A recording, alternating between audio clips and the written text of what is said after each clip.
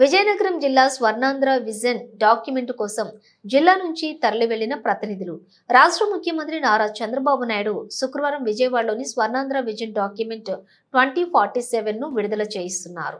ఈ కార్యక్రమంలోని పాల్గొనేందుకు జిల్లా నుంచి వివిధ రంగాలకు చెందినటువంటి ప్రతినిధులు ప్రముఖులు తరలి వెళ్లారు. వీరు బయలుదేరిన వాహనాలను joint collector S Sethu Madhavan గురువారం కలెక్టరేట్ వద్ద జెండా ఊపి ప్రారంభించారు.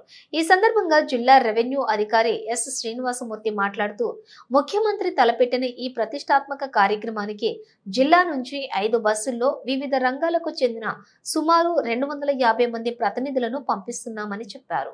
వీరే కాకుండా మరో 60 మంది అత్యంత ప్రముఖులను కూడా ఇతర వాహనాల్లో రాజధానికి పంపిస్తున్నామని తెలిపారు.